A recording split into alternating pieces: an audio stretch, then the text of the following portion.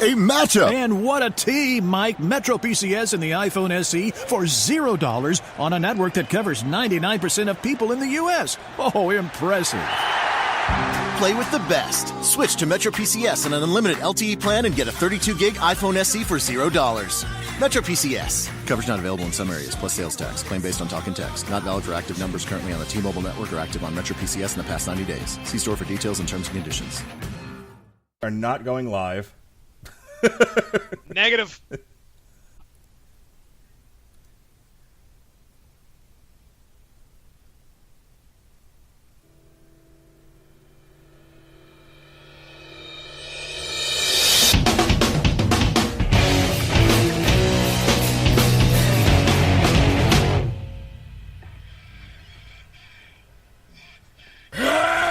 Now, what's that smell?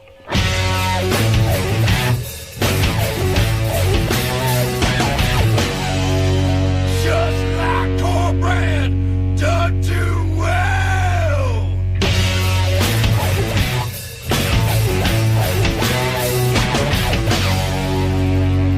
What you need, you know I got. So hands up, who wants to rock?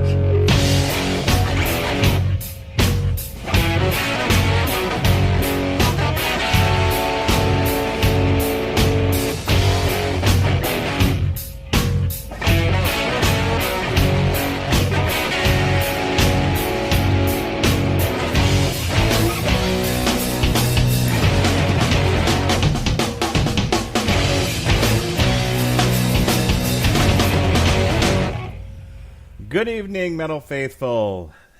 This is the Metal Hammer of Doom, and I am your host, the mandated reporter, and frankly, I'm mortified, Mr. Mark Radulich. And tonight, we are bringing you the Metal Hammer of Doom from Spreaker. Just a little bit of how the sausage is made here. We've been, for the last 45 minutes, trying to figure out how to recreate the magic that we created in our test show on Saturday to bring you this, and like a lot of science experiments and a lot of magic, everything went haywire. So we're going to do the best we can to bring you a decent show tonight, and what better way to bring you a decent show than with Philip H. Anselmo and the Illegals, choosing mental illness as a virtue. That's virtue, ladies and gentlemen, virtue. I'm not alone, here sharing my misery. Here helping me make the sausage, helping me cast the spells and create the madness. Ladies and gentlemen, the Metal Coop, Robert Cooper. How do you do, sir? I've got a magic sausage for you, Mark. Oh, you got you. What's going on here? Well, I mean, you just knew that was coming. Oh No. And of course hello, Spreaker. Who doesn't love a little slightly awkward homoeroticism? Oh man. And that disgustipated voice you hear, of course, is our third chair, the man who comes for the education. He is the disapproving dad and the host of Source Material in his own right. He's the man who's had to put up with me going, can you hear it now? How about now? Do you hear this? Is this good? Do you like it like that? Is this the way you like it? How about this? This to the left, to the right, up, down? What do you? Should I do the alphabet? That's a lot of oral sex jokes in that whole intro. No, I got all of that. Not that I know anything about all of that, but I've heard of it. Wow. Ladies and gentlemen, Jesse Starcher, how do you do, sir? My goodness. It is quite the sausage fest around here. Obviously, it's been quite the trying time. It's been 1 week since you looked at me. Sorry. Oh, it's been like crazy. It's been like 2 days, I swear, with Skype and our good buddy Spreaker. Now, you know, this is going to be a fun show. I'm glad we're here on Spreaker to give this a shot, and I hope everything works well for us. And you know, as for an exodus from Blog Talk, we hope that this works and gives us the opening. Spreaker welcomes us with open arms, I hope. Yeah, if we can actually if we can actually get it all, get all the music to work. See, that's the thing. Like, sorry, I just got a text from somebody that made me laugh. Yep, we're still distracted here on the Metal Hammer of Doom. Nothing has changed. This platform may have changed, but the personalities are still asinine. No, We put the ass in it, though. we really do. We really do put the ass in asinine. Yeah, the whole exodus from Blog Talk Radio was very much dependent on whether or not we could recreate the Metal Hammer of Doom on Spreaker. So tonight is our guinea pig. Tonight is our test show. This is either going to sound awful, or it's going to sound awesome, or at least as awesome as our show on Blog Talk Radio sounded, which was awful. Try to figure that out. But we are doing Philip H. Anselmo and the Illegals tonight, and I suppose we should get this party started. Jesse, didn't you and I just by ourselves review the first album? I know that it was reviewed on the Metal Hammer of Doom because we still get people downloading that show for some odd reason. Neither one of us was particularly wazooey about it, if I remember correctly. Man, here's the thing. I don't remember covering that album, and it's a very good possibility that I did and completely was traumatized and said, and then forgot that that was something that happened to me. So, yes, it happened to me, ladies and gentlemen. I willingly took place in a podcast, and then I'm now willing to forget it, or at least have been my subconscious has forced me to forget it. But, yeah, that was something that we were talking about over the weekend, and I was like, well, I need to go back and see if I was part of that show because I don't remember it. There you go. So as to what to go on, as a good podcaster, I used to do my research. For this one, I unfortunately fell a little short and didn't even remember if I was on the podcast that I did about the subject before. So there you go. Terrific. All right. I could have swore I was on that podcast. Were you? Okay. Maybe it was just you and me then. I don't know. I know I was there. I know I was there, and I know that the conclusion me and whoever else was on that show came to was, boy, does Philip H. Anselmo wish he was in a death metal band. Oh. And I was thinking... Yes. I thought my takeaway from it was, hey, this reminds me of what he really wants to do with his spoken word tour, and he just can't manage to make money off of it. I was thinking about this as I was driving home tonight. I made a crack there that, boy, does Philip H. Anselmo wish he were in a death metal band. And I was thinking about Pantera and how Pantera evolved from Cowboys from Hell to whatever the last album was. I always think it's The Great Southern Trendkill, but no, there was one album that followed that was imminently forgettable. But the first two Pantera albums are so good. They really were part of the rebirth of metal in the 90s. And part of the reason was, obviously, Dimebag Darrell's, guitar playing, Vinnie Paul's drumming, Rex's bass playing. They created a swing in Pantera that seldom, there are a few bands that have really duplicated that. I don't want to say duplicated. That's not the right word. Few bands have created the kind of swing that Pantera did without outright copying them. And then, Phil Anselmo himself was always, very, emotional in his singing and aggressive. And so it was a nice fit. The problem with Pantera was, and I'm going to get you guys' opinion on the matter, and then we can get into the music. And it comes out in something like Philip H. Anselmo and the Illegals or Superjoint. Both really showcase, I think, Phil's influence on Pantera, but not for the better. Because, again, you have the first two Pantera albums that had a lot of swing to it, a lot of rhythm, and a lot of groove. And then you get to, refresh my memory. What's the third album? Beyond the something or other? Far Beyond Driven. Thank you. Far Beyond Driven. Far Beyond Driven. It was the one with the drill bit in the anus. Yes. Well, I knew it was something like that. Far Beyond Driven, where it's this really weird mix of Pantera's groove and rhythm, and then their swing in the other direction towards death metal. Then it went even further in the direction of death metal with reinventing this with the Great Southern Trendkill. Yeah, and then the last one was reinventing the steel, where it was like they just abandoned trying to make music altogether, and it was a lot of noise, from what I remember. There were some cool songs like "Goddamn Electric" and "I'll Cast a Shadow." They were okay. Obviously not my favorites, but just kind of weigh in here, guys, with this idea of Philip H. Anselmo seems to hate rhythm. It's like he just wants the drummer to bang on the drums constantly, and he wants to scream. Like you said, he wants to do spoken word, but he's just yelling at you the whole time. And there's not a whole lot of swing or rhythm there. All right, I've been going on for a half an hour. Rob, go ahead. Listening to some of the songs off this album, I get reminded of a side project he played guitar in, actually, called Necrophagus, where his character was, I think he went by the name of Anton, or was it Aleister Crowley? Something like that. But it kind of reminds me in some of that way of just kind of like the frenetic guitars and the screaming. Phil has a really kind of odd style in some ways, because he fucking loves that almost like grindcore-esque sound with the drums, and then him just screaming like he just fucking hit his toe on a piece of furniture. Yeah.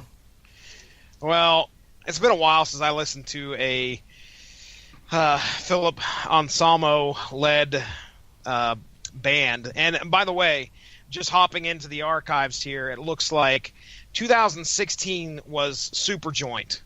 Caught Up in the Gears of Application, which was probably the one that I was on. Now, prior to that, there was Philip H. Anselmo and the Illegals Walk, September 3rd of 2013. So that's 5 years ago. Well, close to 5 years ago, 4.5. So I don't think we're old. I was not around for that one. But yeah, I just basing what you hear in this album, absolutely are you correct, sir? Because it's just there's no rhythm. And at one point I thought there's going to be some groove, and then it's just how many different sounds can you throw into a song?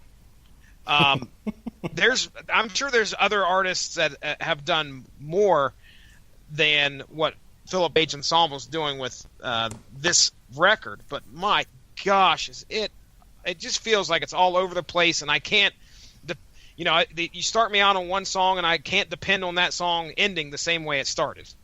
That's just the nature of this band, apparently, or Phil himself. So, it's frenetic. Frenetic is the word. Frenetic is the word of the day, children. All right, let's go ahead and play some music now.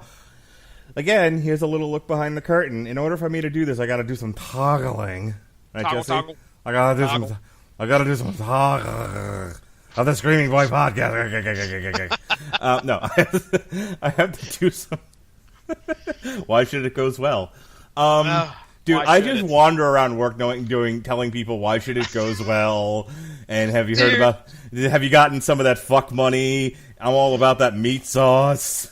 Oh my gosh. Every stupid gimmick we've done for the past 3 months, I just wander around work babbling. People are going to be concerned, Mark. You need to keep yourself in check. No, sir. They already know that. That's why I hardly talk at work. I hardly do. I have my headphones in because I will spout off some BS from a podcast that I've done with you guys at some point, and they're going to be like, what the fuck is your problem, dude? Coop, what was you going to say? I would say that I don't talk at work, but from anything you guys know of me, that is a lie. That's horseshit of the highest order. Oh yeah, I told you one day the store manager sat beside me in the break room, and I started talking shit to her about how I was trying to do my management impersonation and look important and do their work. And she just smiled at me and said, "So you're going to act like you're working?" I said, "Yep, just like the management." which I do have an interview for a management position tomorrow. That'll be fun. All right, let's do this thing. Let's go ahead and do some toggling. I am toggling, ladies and gentlemen. Here we go with Little Fucking Heroes.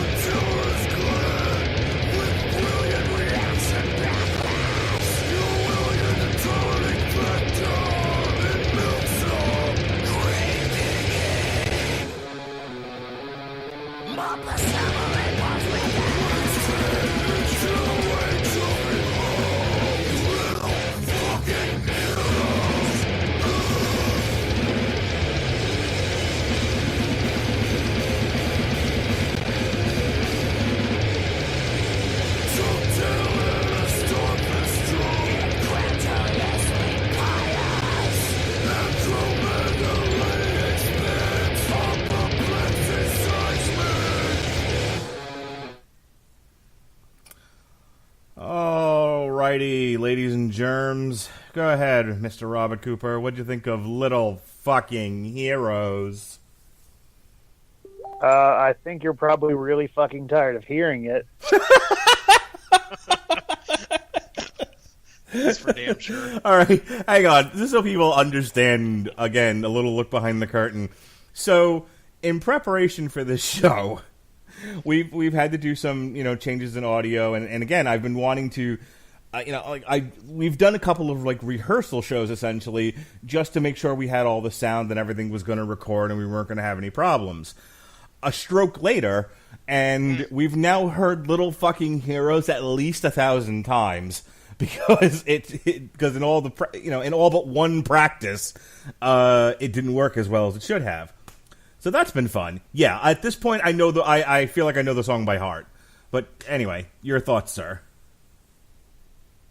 Oh yeah, in terms of an opening track, I kind of feel like in some ways it opens you up to what the album's going to be about. Yeah, it sure in other does. ways,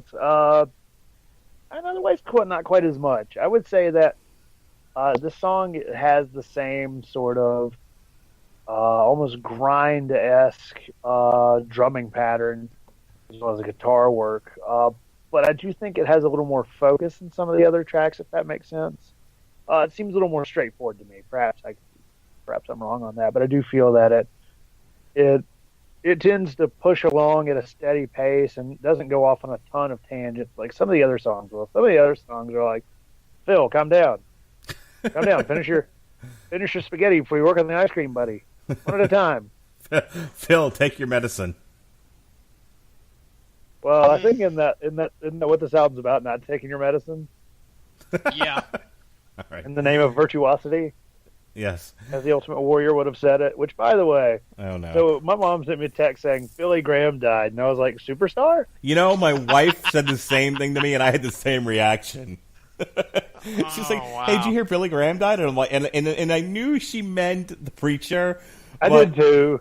But in my head, I was totally like, "Superstar? No, that doesn't mean superstar. She doesn't know who superstar Billy Graham is."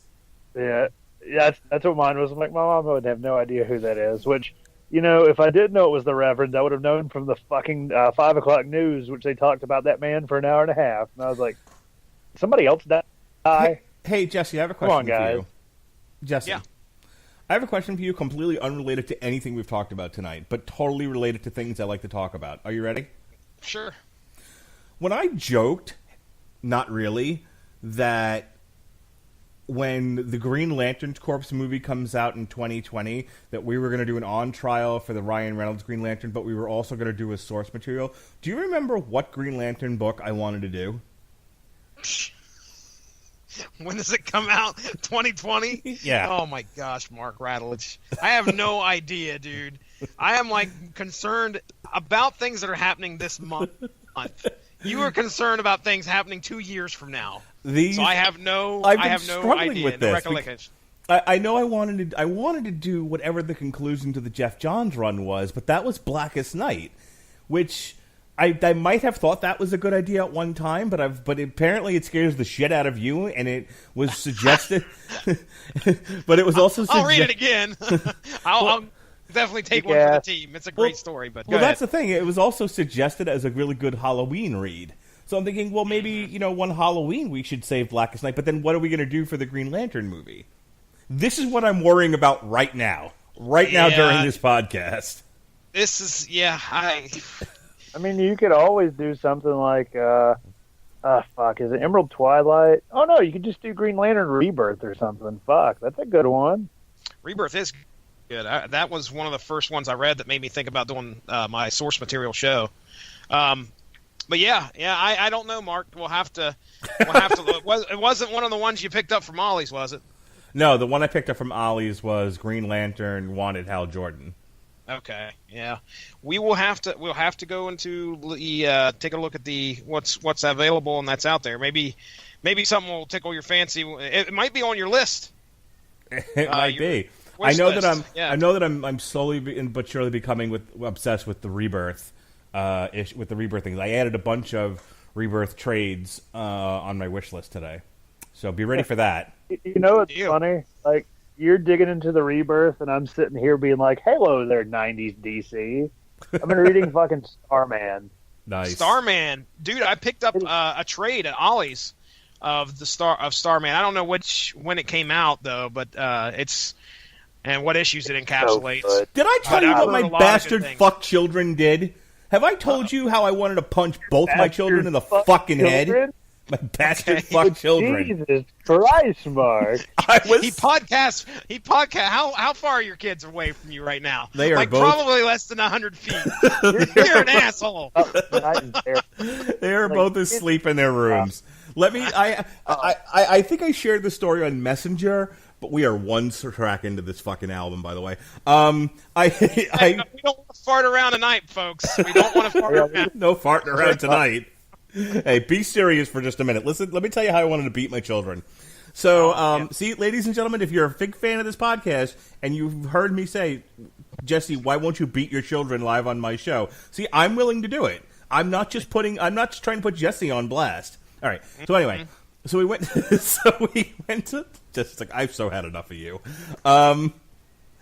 I took my kids to Ollie's after we went to go see Black Panther. And I had, you guys we all went to Ollie's around the same time about a month ago. And you all picked up, I think it was like the Tornadoes Run or something like that. Or in the Tornadoes Path. Mm-hmm. And I'd seen a bunch of them at the Ollie's in Zephyr Hills.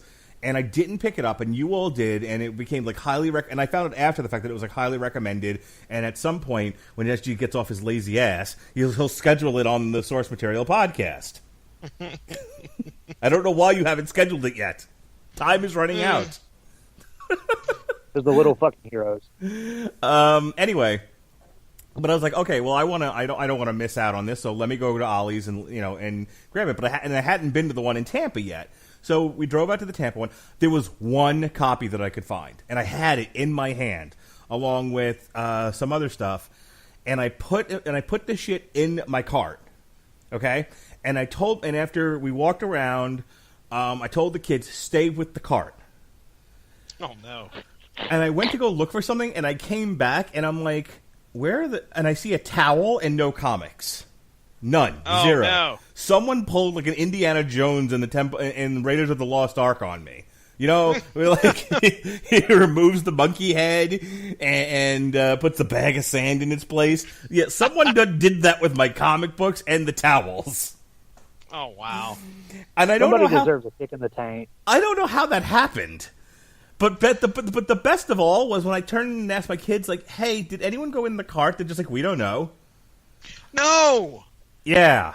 They were right they're there. They're supposed to stay with the cart. Someone stole comics out of my cart with my kids standing in front of it. Ridiculous. And neither one of these idiots says anything. Ridiculous. You should have walked up and been like, Dylan, you son of a bitch. These were, on that moment, on that day, these were not my little fucking heroes. Speaking of which, what'd you think of the song, Jesse? Oh, boy. Well, okay. So I'm making notes today while I'm listening to the album. And you could tell, okay, here's what I got. This is our opener track to this, and there's a lot of rage. You can clearly hear that in Phil Anselmo's vocals. We got a lot of little. Maybe that's why it's called Little Heroes, because you hear a lot of little. Pretty little angel eyes, yeah. Pretty little angel eyes, yeah. Sure. Pretty little angels, pretty little angels. This was, okay, just a while back, I was listening to a podcast. I decided to try and find a metal podcast or something music related, because most of the shit I listen to is like comic books and stuff you should know, things like this. So I was like, well, I don't really have any music related podcasts other than this one I've listened to, I've listened to before and became a part of.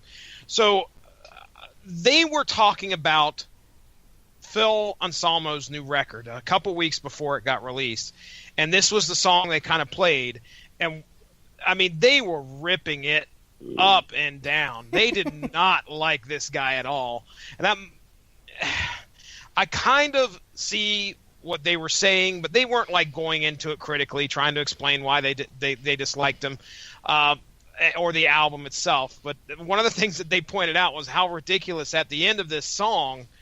One of the things that he says is, don't assume, or you just because you are down with the cause. And again, another spoken word piece, it almost feels like, from Philip Anselmo here.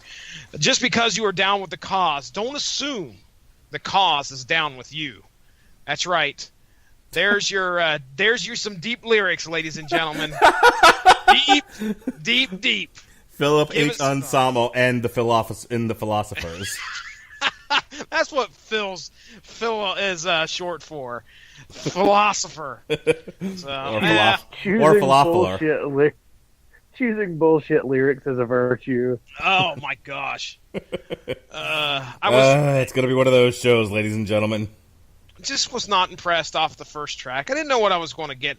I mean, are we going to ever stop hoping for a return to Pantera? I mean, is that what we think we're getting into when we listen to this stuff? Or do people out there accept and know what they're going to get with Philip Anselmo and the Illegals? Are they expecting a return to Pantera? Because that's not what's going to happen. And that's not what the band's about. And clearly, I don't think that's what he's about anymore. It's Phil Anselmo is to like Pantera what Vince McMahon I feel like is to wrestling. Like, yeah, that's his bread and butter, and that's what he does the best. But I feel like inside he just hates it and wants to do anything but that. Okay, that makes sense. Makes a lot of sense. Does it? Yeah, sure. Okay. I'm just happy we got that 2-part Down EP. That was cool. Yeah, it was. See, I enjoyed Down. Down was an awesome band. I've seen them live a bunch of times. I could go onto Spotify right now and tell you some Down songs that I absolutely love. This is not my bag at all. Not my bag that goes into my cup of tea. Well, good, because we got a whole bunch more tracks to listen to. You ready? Woo! Yeehaw! Let's go. Let's do this. I'm excited. I want to hear this again for the 20th time. Can we please hear the first song over again? Let's play that same song again. Okay, here we go. Little fucking heroes. No. All right. Let's do some toggling. Here we go. Sandwiches. I wish that first track was about sandwiches. And how mad he is that some of them, like, he goes to Subway and he only gets like a 10-inch sub when he ordered a 12. A little fucking hero. Coop, that was a good pun, right? Oh god, that was goddamn wonderful. Next. That song is the whole reason why they got rid of the designation of footlong sandwich at Chief.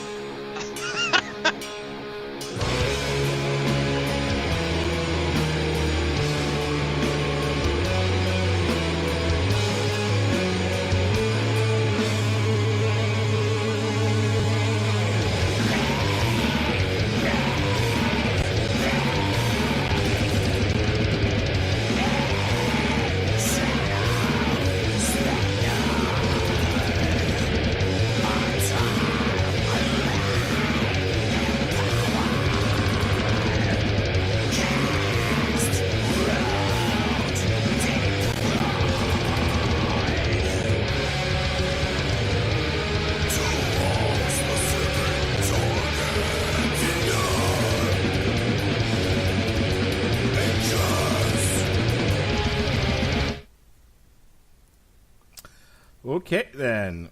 So a year or two ago, I gave myself food poisoning. I think I had touched. This was before the Tide Pod challenge, so let's try to avoid making those jokes if we could help it.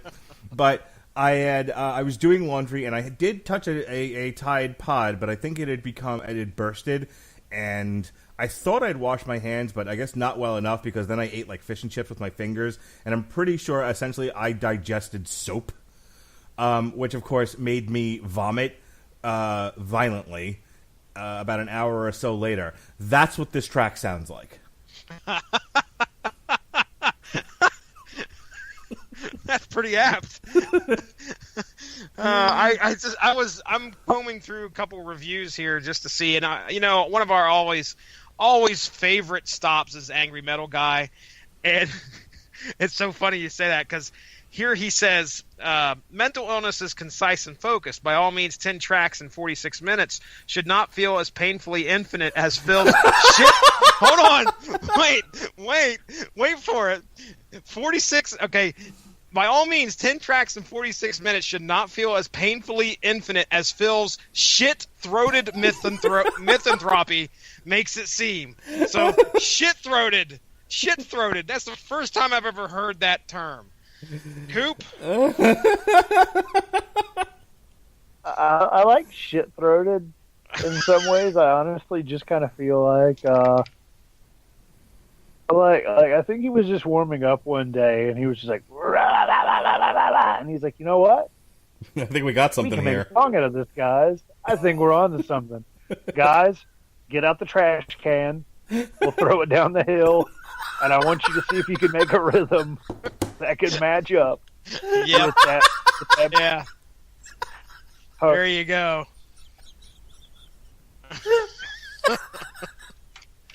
So this is what we get. Ding, ding, ding, ding. Someone once called our music trash. Let's prove them right. Here we go. Seriously, I just blacked out momentarily. I was laughing so hard. I could not get air. Trash can down. And that's the funny thing is, I wonder, I haven't looked at the lyrics, but I seriously do wonder, what the meaning is behind them. But at the same time, when I'm listening to the music, I'm like, I really don't care. They don't. It's like you can't. You can try. You've got to try and figure out what he's saying. Using garbage service as a verb. Yeah, there you go. Dude, has he always tried to go, has black metal feel to it? Am I right there, Coop? I mean, yeah, vocally, yeah. Okay, that's what I'm going for. He loves his kind of black metal scream there. I wouldn't necessarily say in terms of music it really has a black metal vibe to it. Black metal is usually a lot more cold and distant. Okay. This is a lot more in your face. Yeah, no, this kind of reminds me of a backed up garbage disposal.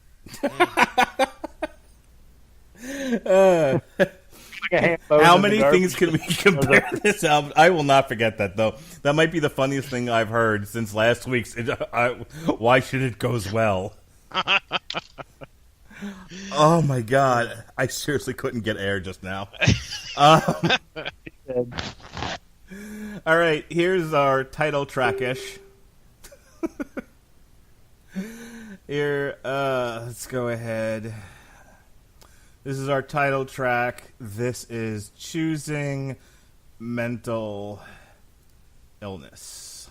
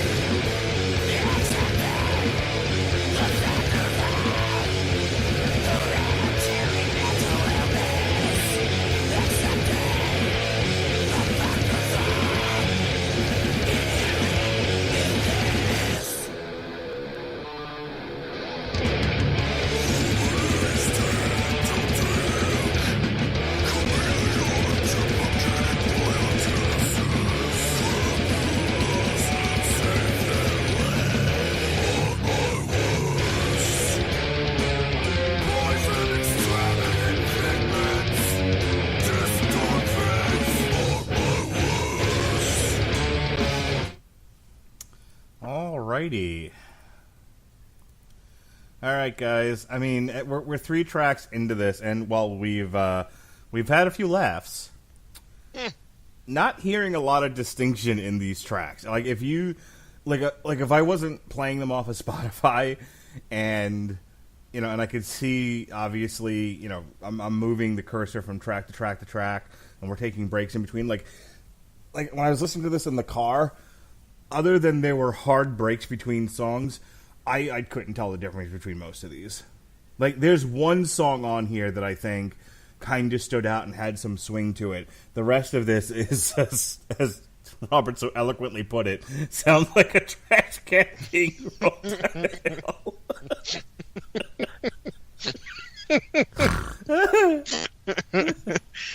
Yeah, I mean, here are my notes, and I think I actually can tie it to exactly what you're saying here. Now, you're saying there's not much variance between the tracks. I put so far there's some variance, but I'm still not impressed. Now, the problem is that I think I'm lumping. I say there's some variance in the fact that everything is chaos. It's just all over the board, in my opinion. And at some point, your brain just says, well, that just sounds a lot like the other because I can't make anything out of it anyway. And if you you clearly can see that not just each track is different from each other, but each song becomes different at certain points within the song itself. So it's still, there's no rhythm. There's nothing that sets anything apart from these songs. The rhythm is not going to get you. Oh, never has. Coop? Honestly, I would say that I do feel like the song has kind of a grind aspect to it. It feels kind of grindy. Heroes and grinders. Oh, sorry.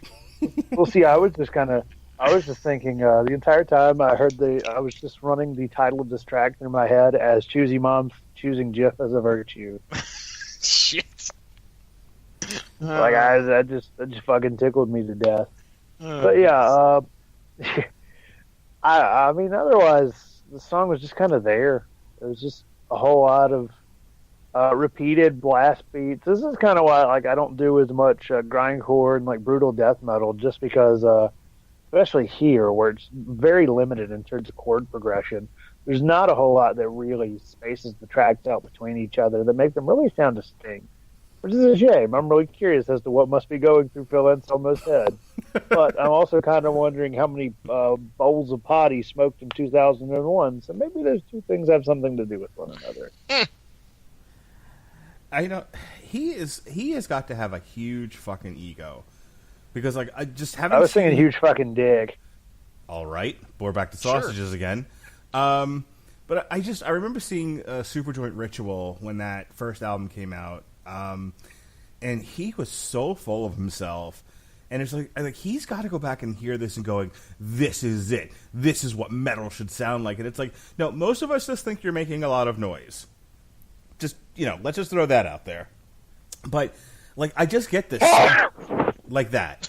That's a Philip H. Anselmo and the Illegals song.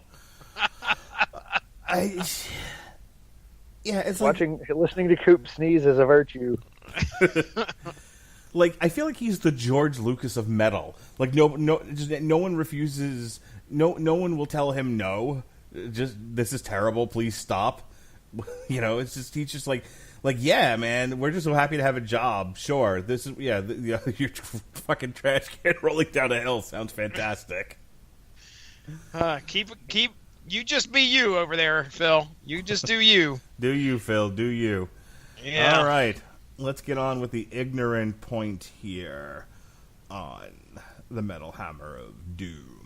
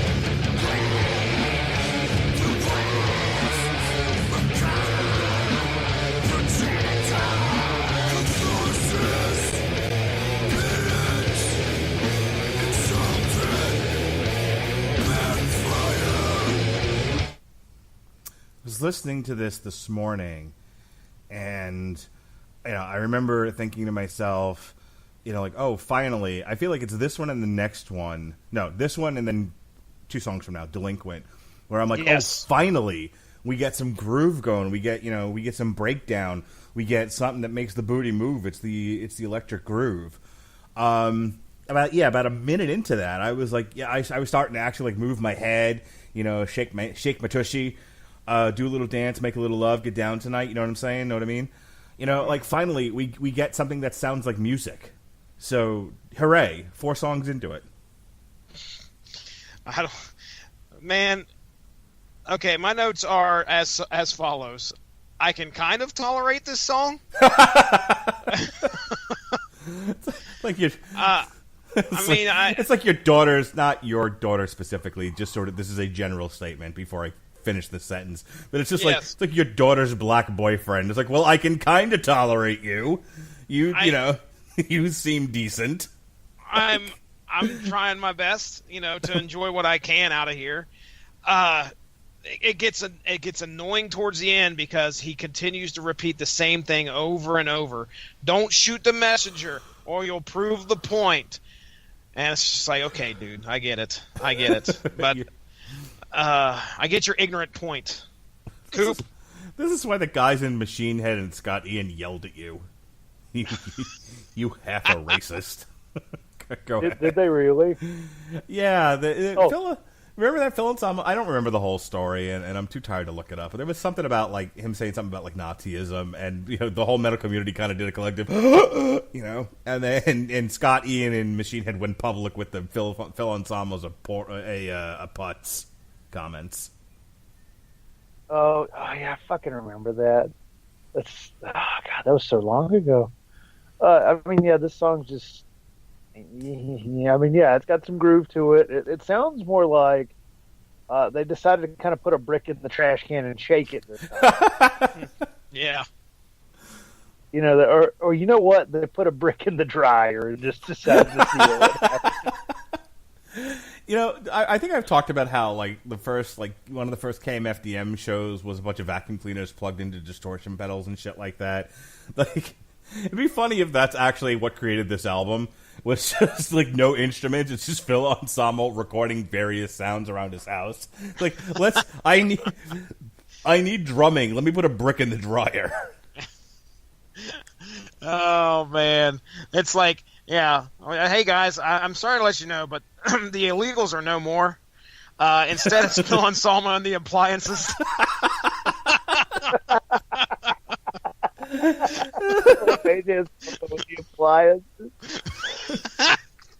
I don't know if this show's ever going to see the light of day. I guess if you're listening to it. So do you think he gets guitar solos by putting tinfoil in a microwave? If people are listening to this show, then clearly it did make the light of day in some form or fashion. But I have to wonder if this is ever going to get shared. Like if someone like who knows Phil, maybe not in the band or whatever, but it's like, hey Phil.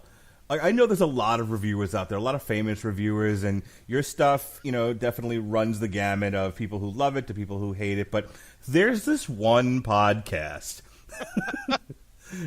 I don't want you to get too mad and throw shit around the studio, but they started to refer to your band as Phil Anselmo and the Appliances. And he starts winging microphones across the house. Oh. I don't know if he's still married to the one chick, but she's playing on her acoustic guitar. She gets a toaster in the head. You know what? And then he gets inspiration for a third album. Choosing spousal abuse as a virtue. Oh, that's not nice. Throwing toaster ovens as a virtue. Philip H. Anselmo and the Appliances. Oh, it's great. All right, let's move on. Do we have anything that we want to say about the ignorant point? I don't get the point. Okay, or we've clearly compared this band to enough household items. We can move on. Yes. Terrific.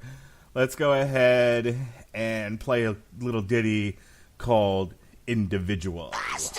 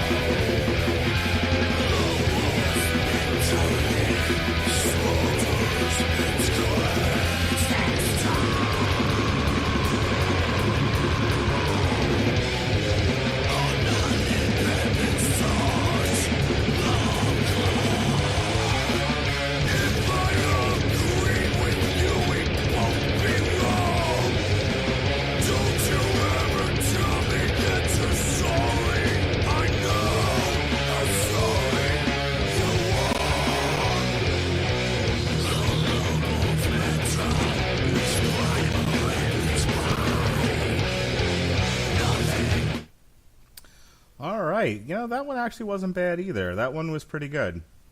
It's our longest song, I think, of the entire album, clocking in at 6 minutes, almost the longest song. Mixed Lunatic Results is the longest at 6:58. This one came in just under it at 6:49. This one wasn't so tinny. This one didn't sound like Lars Ulrich a la Saint Anger, just, putting his pet rabbit on the snare drum. Yeah. Ding. Ding, ding, ding, ding, ding, ding, ding. Ting, ting, ting, ting. Shamalama ding dong. Still too chaotic for me to actually feel like I was gaining any ground with this album. Nothing. I'm wondering if there is a very big, weight of blame to put on the mixing of this album as well, because it's like, okay, hey, we have 10 tracks, turn them all up to 11, and we have a record. So it's like I just can't make shit out. Everything is like over top of each other. Are you sure that's just not our recording tonight? No, trust me. I've listened to this album on Spotify through my headphones twice. I've suffered through. So not counting the amount of times we've played it in practice. Yeah, now that I think my most favorite song off here of all is not the first track. I will tell you that for sure. It is not. And if it was, it is not anymore. Little fucking heroes. But yeah, this one was just all over the place. Again, it's like trying to make sense of just a bunch of words jumbled on a page. No, I can't make anything out of it. I can't enjoy anything before it changes over to something else. It's like trying to ice skate uphill. Indeed. Coop? Oh, believe. Oh yeah, this really did feel like the track that had the most focus so far. I mean, it almost felt like it had a point. I know, imagine music having a point. The devil, you say? I know. Just how odd of an idea, really. It's like just so ludicrous. In fact, in terms of speed, it has that ludicrous speed. Baseball reference. Yeah, I mean, really, this seems like the high water mark on this album so far. I didn't mind Little Fucking Heroes. Isn't that the song? I think so. I think it is. I mean, at this point, it was just like, Mark, can you hear it? Can we hear it? That's what the song should be called. Hey guys, was that it? It sounded like it. Is that How do we sound? Why aren't you talking to me? Is this all right? Do you like it? Is this how you like it? A little to the left. Should I do the alphabet? Oh, jeez. Slide to the left. Slide to the right. Crisscross. Crisscross. Fucking Little Heroes. Do, do, do, do, do, do, do. Now here's Phil. All right, let's go ahead and move this party along. Slide to the left. Slide to the right. Let's go ahead and do a little Delinquent.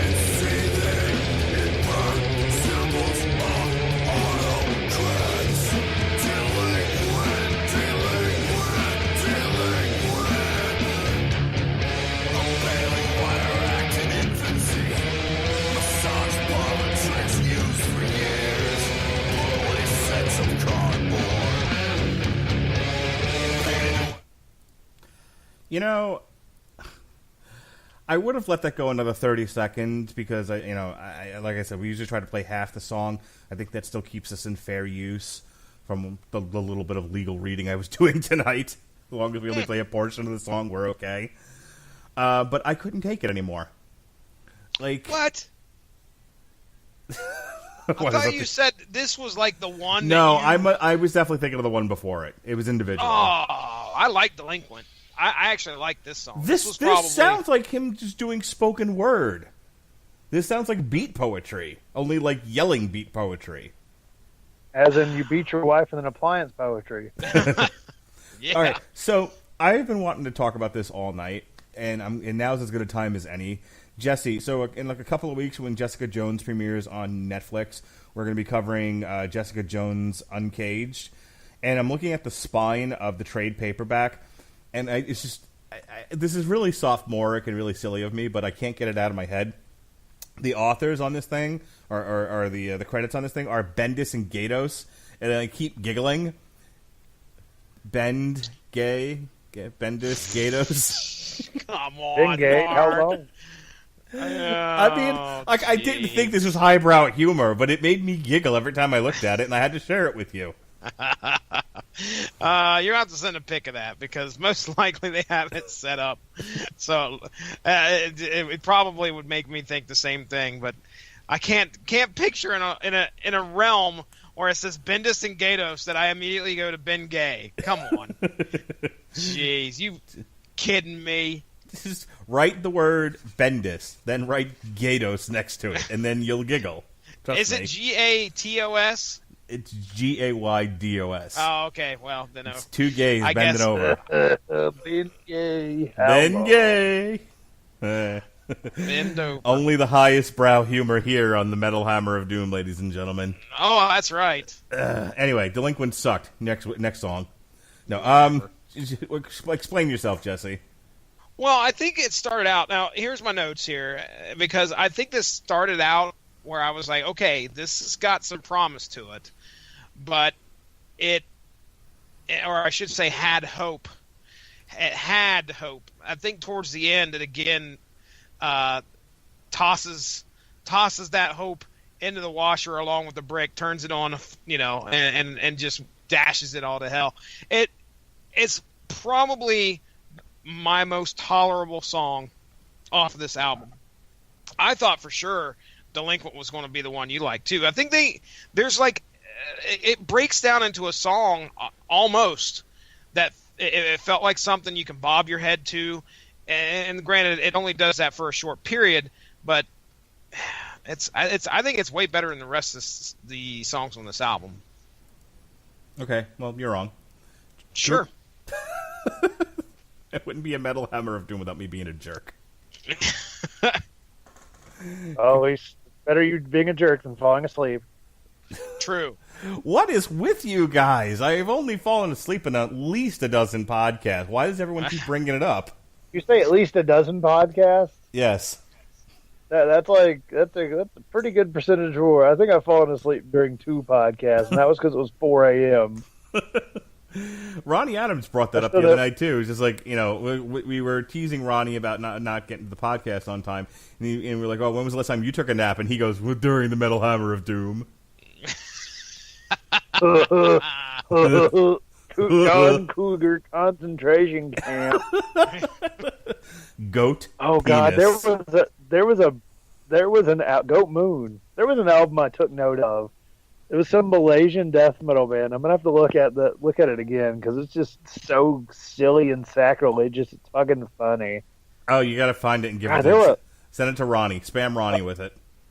Oh, I will. I love when he was like, "Yeah, Coop, you're the voice of reason here," and I'm like, "I am the one that brought up the concentration camp." I was like, no, Jesse is much more he's much more the voice of reason. Yeah, that's a bad. Mark and I are just two sides of the same. We're just two sides of the same chaotic coin. Yeah. All right. Speaking of, isn't it nice to have goat penis? Isn't it? Aw, I missed my soundboard. No. Aw. Could some like enterprising programmer out there come up with something that's like Blog Talk Radio but doesn't fail nearly as much? That would be what I really want. I want a soundboard, and I want to be able to connect with my friends and do a podcast and not have a stroke. Is that possible?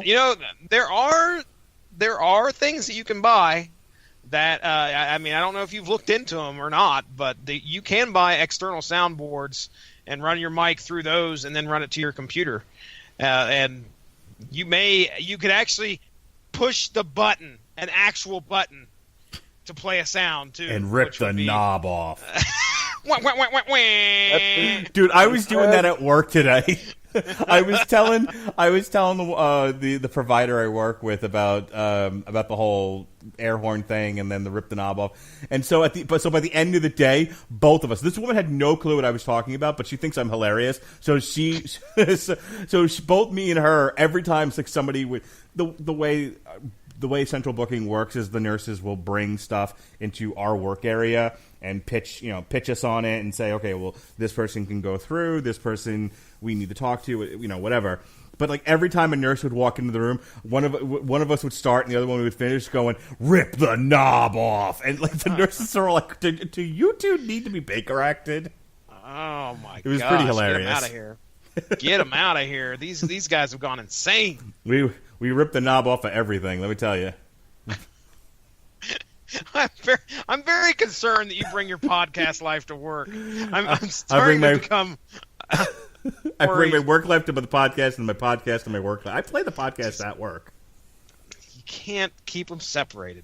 You gotta keep them separated. Na na na na na na na na. All right. I had a coworker ask me, they were like, "You do a podcast?" I'm like, "Yeah." "Well, when do people listen to it?" "Yeah." "How much money you make off of it?" "I don't make shit." He goes, "Well, when did you start it?" I said, "Oh, like 5 fucking years ago, you fucking plebeian."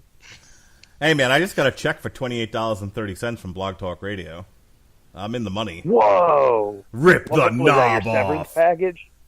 That's my Was that your severance package from Blog Talk? No, that's like 4 to 6 months of our monetization. You know, that is 4 to 6 months of accumulated people like listening to the podcast and hearing the ads and me getting a percentage of it. Rip the knob off. It's sad. Rip the knob off. Fuck your yard. Someday I got to put together like a personalized intro for the Radulich Broadcasting Network, and it's going to be turn it up and rip the at the end of it's going to be turn it up and rip the knob off. Clearly, that is what this podcast needs. It's gonna start with why the Radulich Broadcasting Network. Why should it goes well? Turn it up and rip the knob off. Get on that shit, Jesse. Jesse, get me a sound effect that I can't play. Mindy, make a T-shirt I can't sell. Let's do it. It's every gimmick, every callback right at the beginning in a 10-second span. That's right. We need a new supercut to replace. You know, wah wah wah wah. Oh, it's a living. Ha. It's horrible that we don't have the soundboard, but we got to go do it anyway. We'll just do it right now. I've now played it so many times, I actually remember the sequence. Wow. Oh, it's hilarious. I could do a horse neighing if we want, or I could do unlistenable. Absolute shite. Absolute shit. Shite. Feces. Crap. Unlistenable. Nickelback. Oh, God. We don't miss the soundboard at all, ladies and gentlemen. No. Nickelback. I wouldn't give you a penny back. Ba-ding, hey. Hey. Wow. Who wants to hear another song? Choosing mental illness is our virtue. All right. Let's hear some photographic taunts. Choosing mental math is a virtue.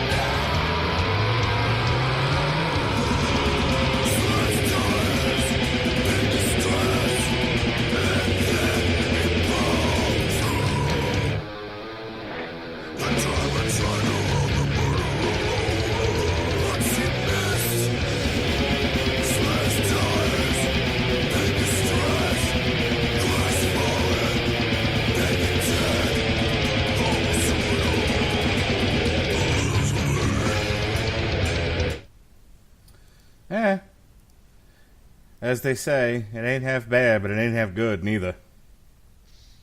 And it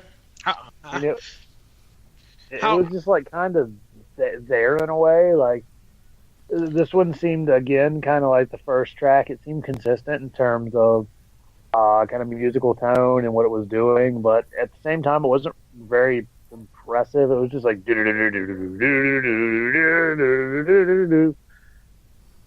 Yeah, which is kind of what I imagine. Phil kind of opening and closing their freezer real quick. All right. Maybe you brought out the power drill for this one. I don't know. Phil moved from the garage into the kitchen to record his music. Oh, jeez. Jesse? Yeah. I don't know. All I had on this one was okay. I mean, we're 4 songs out from the end of the album, and only 4. We're Jesus from the end of the album, like 20th track. I know, dude. Dude, did I pick an awesome album to do or a rough run through for the Metal Hammer of Doom on Spreaker? Could I not? Absolutely. Could I not have picked a better album? Like, absolutely, this is perfect. I mean, this is. It's unremarkable. How's that? I mean, I can't. I have nothing to say about the song that we just listened to. Can I ask you a question? Yeah. Is it unlistenable? Absolute shite. Crap. Feces. Feces. Unlistenable. I'm going to lean towards the yes on that one. There's few tracks, few albums that really garner that type of criticism from me. But I mean, I've listened to this album twice, and it is honestly unending. There's not something that I look forward to off of this album. And we still have 3 tracks to go, with one of my favorite song titles coming up next. Oh yeah, this one's a corker. Ladies and gentlemen, here's our star track of the night. This one's a little ditty I like to call "Finger Me."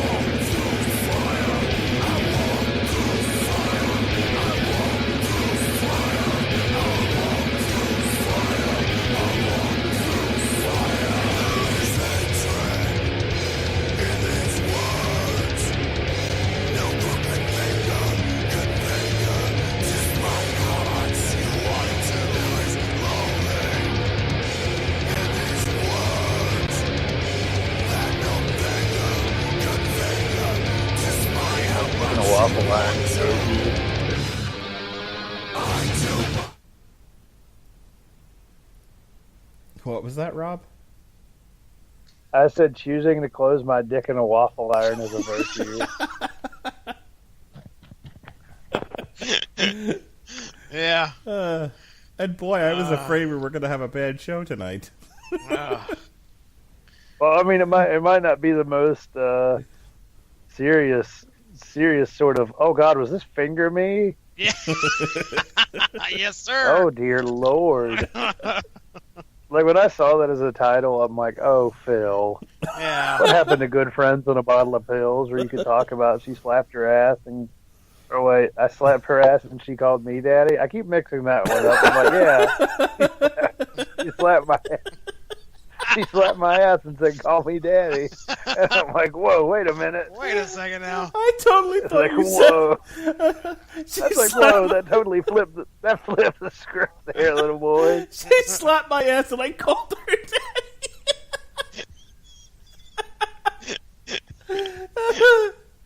Oh yeah. Ouch. Things changed there, that's for sure. My goodness. that went from a little bit of sexual dominance to a little sexual domination, and I don't think that's what the song was about. Now I really want Phil Anselmo to write a song called "I Slapped Her Ass." She called me daddy. She slapped my ass and I called her slapped my daddy. ass, I called her daddy. Like now, did he actually call her that name, or did he actually like get on the I was phone just and thinking call her that. father? She was like, he's like, if you do not stop, I will call your father. Oh my goodness!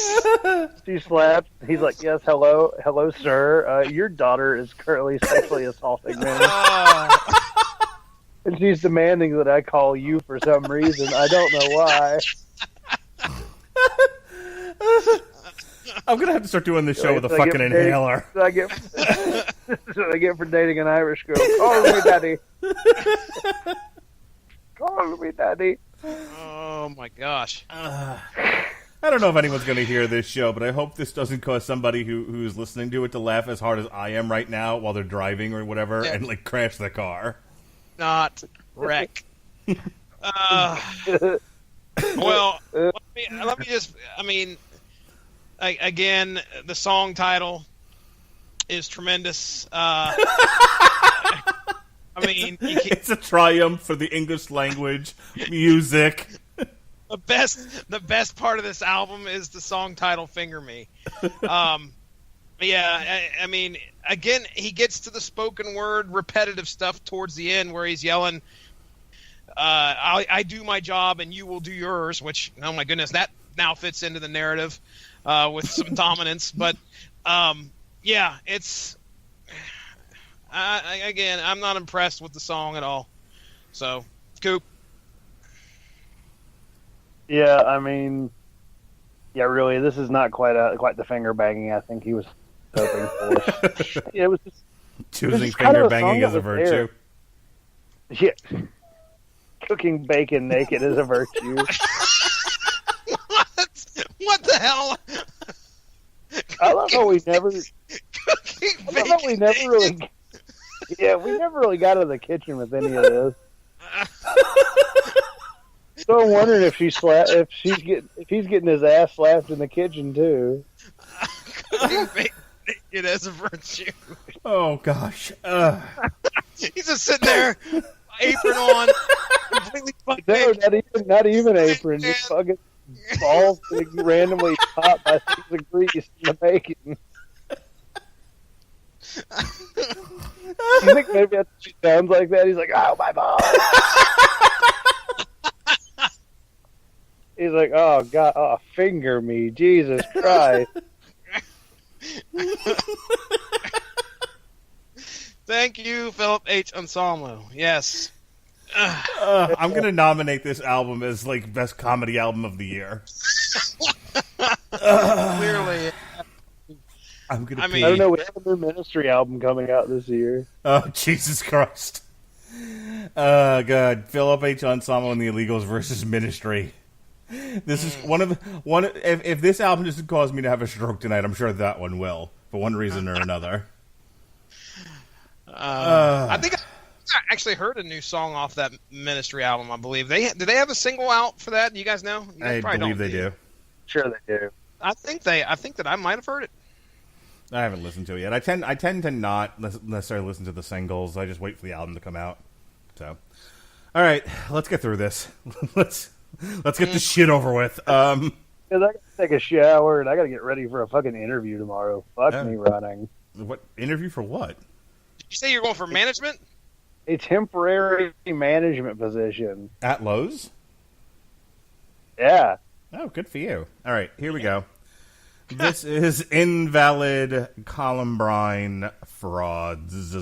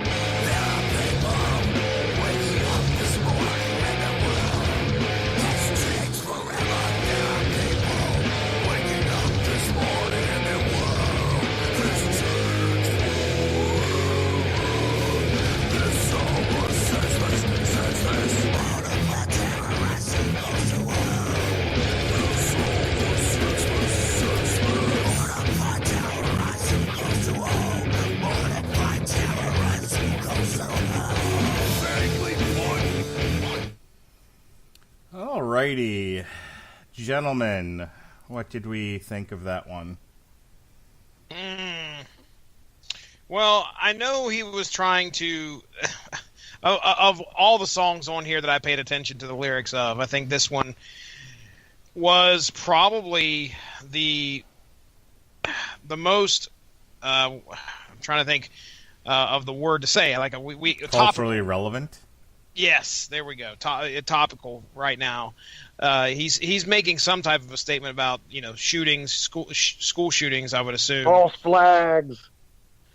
What? I don't have no idea. I'm wondering if this is a reference to like people are like Sandy Hook was a fake. It was a false flag. I don't know, man. I have not no really idea. the same topic. I don't fucking know. I just work here. Terrific. No, Get mixing conspiracy theories up as a virtue. Oh yes. Yeah, but anyway, it's probably. He's got some kind of a statement as to whether I know what it is. At one point, I swear it was. I don't want to say he was justifying what was going on, but he was talking about. I don't know if it's towards the end of the song, but it sounds like he was. I'm trying to find the lyrics too, by the way, and I know I'm all over the place, but it sounded like he was trying to put you in the mind of the shit that a school shooter goes through, like a student who picks up a gun and goes in and shoots up a class. Hey, let me ask you a question. Weird. Are your kids doing like shooter drills in school? Because that's the big thing now in Florida. Is it just started? Like they have to do active shooter drills. How far did that shit happen from you, by the way? That was Miami. Okay, so you're Tampa. That's way south, right? Yeah, it's 3 hours by car. Gotcha. All right. But yeah, no, we're not. But it's strange that my wife just found a police blotter that had posted something that happened just 5 days ago in our school, where this student had sat down. It was a middle school, 8th grader, I believe. My daughter's in 7th, and he had wrote like just a ton of shit in his notebook about what he wanted to do to people in the school. And somebody saw it, called the police, and they were investigating it and potentially going to file criminal charges. But from what I understand, nothing's come of it. So that shit's scary. I mean, just today, a friend at work, her daughter goes to college. Their college was on lockdown today because of some BS that was going on outside. So, man, it was... okay, of all the tracks on here, I would probably say that this one, I'm really, really curious as to what Phil's trying to say. As to whether it makes any sense or I agree with it or not. But it definitely has that feeling that it probably carries some weight just because of what's been going on here recently. So, Coop? Yeah, I got told once in high school I looked like a school shooter. Terrific. I thought it was pretty damn funny. I corrected them later and told them I was more of a cult leader type. Oh, okay. I make really good Kool-Aid. Just kind of watch out for, the after effects. Nothing to worry about here. That's right, yeah. I remember we had a bomb threat once in high school. I didn't realize it. I was a freshman. I just thought we were having a weird-ass pep rally. That was cool. And I do remember in college, UNCG was on lockdown, and it turns out somebody was carrying around an umbrella. Oh, jeez. And it just kind of looked funny. I'm like, well, all right, cool. That's, welcome to life. We've had a lot of laughs on this show. Here comes a serious discussion part of the show. Yeah, I mean, school shootings. There's some bullshit, and people fucking suck. That's the truth. All right, let's go ahead and play the last track so we can get out of here. I felt like this album. The more I think about it, like if I ever went on a run, this album wouldn't be too bad for it. I should get back to running. All right, this is Mixed Lunatic Results.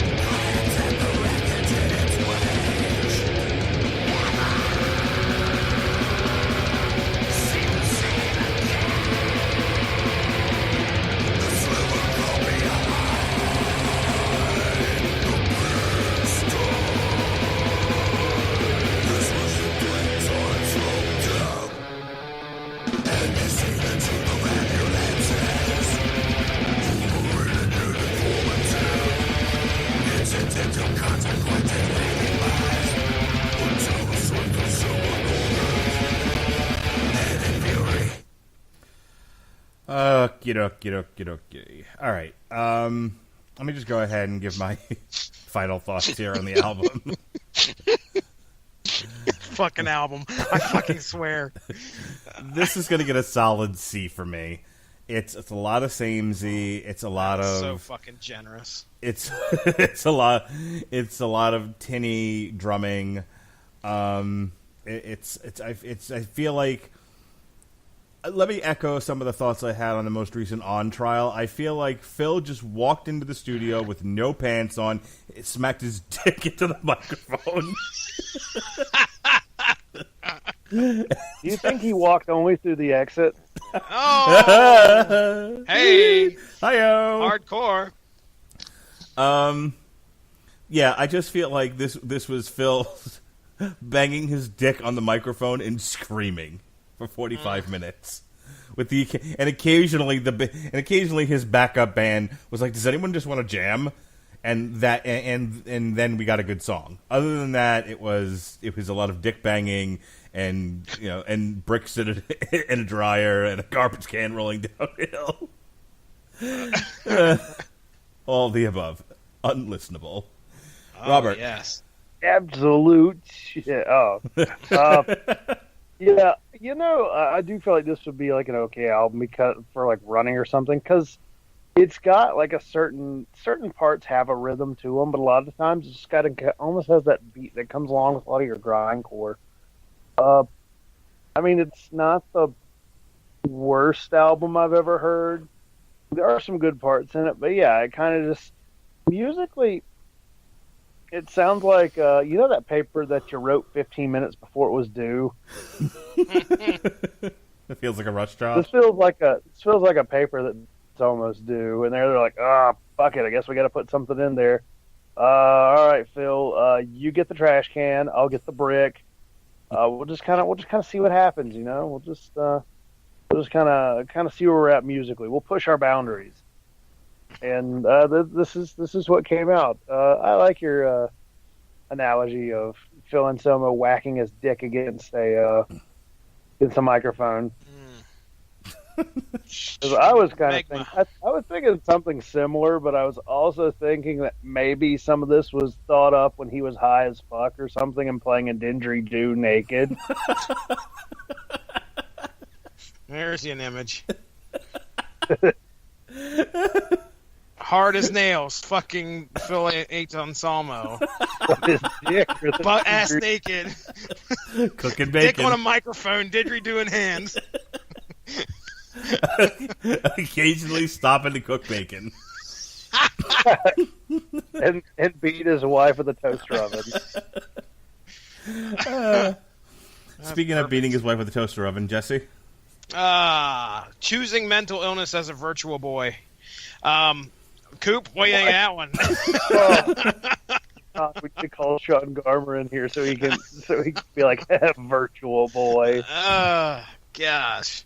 Number 8 on Jesse Starcher's spreadsheet lands right there. Philip H. Anselmo. There was not a song on here that I enjoyed all the way through. There are parts of songs that I enjoyed somewhat, and then it got completely ruined. So I cannot. I don't know if I'd ever recommend this album to anybody, to be honest. Maybe it's because I don't know these people they don't run in my circles, but there's not going to be someone that I run into and say, "Have you heard this album?" Yeah, have you heard the good word? It certainly ain't fucking choosing mental illness as a virtue. I am not impressed. Think this album is for like your fucking conspiracy nut crackhead uncle. It's just be like, "Hey, Uncle Bill, you want to hear something interesting? Yeah. Here's a guy that sounds like the Tasmanian devil." Yeah. He does sound like the Tasmanian devil at some point. La, la, la. Wherefore you hit me in the head. I choose mental illness as virtue. Choosing the Tasmanian devil as your vocalist. All right. Next week here on the Metal Hammer of Doom, we're going to be checking out a new band and their debut album, Rum Ahoy, The Triumph of Piracy, just in time for Pirates Week Pot Deuce. Oh, dude, I've been listening to one of their songs. Like, the vocals are a little weird sometimes, but god damn, are they fun. Yeah, the vocals are... They are. It's going to be a fun show. I have told everybody willing to listen to me about Netflix and Yar.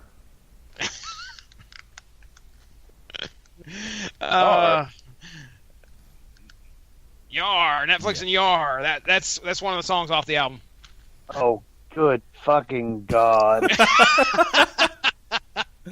All right. The same week, we'll have Aquaman, The Trench on Source Material, and we'll have Black Sails Season 2 on TV Party tonight. It'll be myself and the Harumphing Man himself. Just watch him do the Harumphy Humph. This is Ronnie Adams of the Screaming Boy. Watch him do the Harumphy Humph. You just say Rumpy Hump? People say, yo, Harumphy. You really sigh a lot. That's all right. Is it the Harumphy dance? Yes. Oh my gosh. The Harumphy dance is your dance to do the Harumph. Do the Harumph. So that's all next week here on the Radulich Broadcasting Network. You can... we'll probably do TV Party tonight here on Spreaker. We're slowly, like I said, doing a shift here. We'll see how this show does tonight. I want to start doing more shows on here, make sure everyone gets comfortable with the new Spreaker setup, and then eventually I'm going to put up a podcast that basically says goodbye to Blog Talk Radio. Find us over on Spreaker, and then I'm going to cancel my account. That's by the end of March. We should be done with Blog Talk Radio for good. I'd like to actually be done with it before I have to pay for it again. But, we'll see. I don't want to rush into things. At this point, the money is spent for the month. So, I'm going to just take it slow and low. That is the tempo. And we'll, in the meantime, you'll be able to find us on Spreaker, iTunes, blogtalkradio.com, Stitcher, TuneIn Radio, and wherever else you find podcasts, except for Spotify. We don't know how to get on there. So you can also find us on YouTube. If you check out our YouTube page now, anything that gets uploaded to Spreaker also goes to YouTube. So if you're one of those weirdos who only listens to podcasts on YouTube for some odd reason, and you don't have an actual podcast app you listen to this shit on, go check us out on YouTube. It's the Mark Radulich YouTube page on YouTube. And you'll see the last couple of shows there. We reviewed Black Panther on Damn You Hollywood, and what was Monday's show? What just went up? Oh, the Black Panther. Who is the Black Panther on Source? Who is the Black Panther on Source Material? All right, Robert Cooper, do your plugs, sir. Sitting on your balls while getting into the car is a virtue. It's a common occurrence. What that shit is. Dunking your balls in the toilet is eating a burger on the toilet is a virtue. Yes. Speaking of mental illness. Good. Oh, God. Yeah, I resemble that remark. All right. So there's this fucking podcast.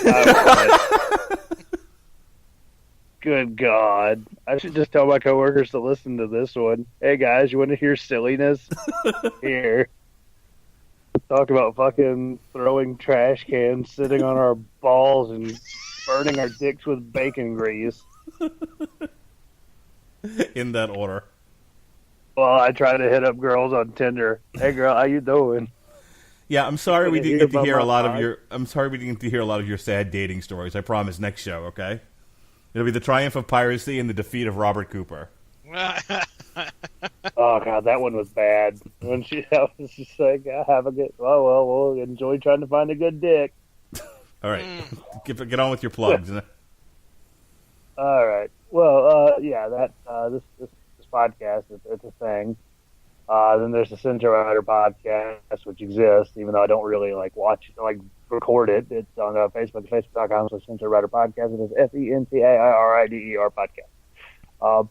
There's W2Mnet.com. We share lots of content with them. They share with us. It's good. Sharing is caring. Listen to deadly disease, like the flu. If you have the flu, stay home. Fucking idiot. And then there's scrapingthebottom.com. My buddy Kevin's podcast, Scraping the Bottom. I was on there once. He brought cake. There was a dumpster fire. I pretty much think I think that should be Philip Anselmo's new album. having a dumpster fire as a virtue, you know? All right. Ladies and gentlemen, go give the Radulich in Broadcasting Network Facebook page a like to stay up on top of all the great podcasts that we have to offer. We will be posting stuff there for sure. I mean, hey, if we're not on Blog Talk, we're going to post a link there so you can find us pretty easily. So that's probably the best way to stay in touch with whatever podcast that we're going to be involved in. I do a show. It's called Source Material, where we talk about comics. It's basically a book club for comic book fans. Where me, Mark Radulich, Ronnie Adams, and other co-hosts. Upcoming, you may have already mentioned this, Mark, but I'll go ahead and plug it again. Cole Marentet's going to join us for Aquaman: The Trench, first 6 issues of the New 52 series. We just recorded that there Monday, and it was a good show. Real tight show. We got it done. And it's probably going to be about an hour. We usually keep them right around an hour, and then there's a good at least 3 or 5 minute gag reel at the end of every episode. You will enjoy all the time. Trust me. I don't feel like this one's going to have a good gag reel. Like, we were pretty well behaved since Cole was on. That's all right. That's okay. If anything, at least you can go there for some good discussion in regards to Aquaman and how Mark Radulich lies to his kids and tell them that monsters are not real. Yes. But yeah, other than that, you can follow me at Stiznarkey on Twitter if you do so wish. The show's Twitter for Source Materials at SourceMattCast.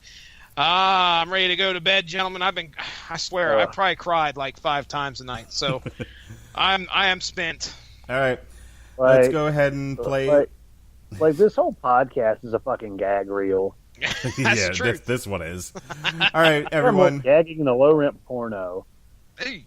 I couldn't think of a better way to outro this. Don't spoil it. For gagging, what was it? Gagging on a porno? I said, for the podcast, more gagging than a low rent porno. All right, more gagging than a low rent porno. He's Robert Cooper. That's Jesse Starcher. I'm your mandated reporter, and frankly, I'm mortified. And this has been the Metal Hammer of Doom on Spreaker. Be well, be safe, and behave.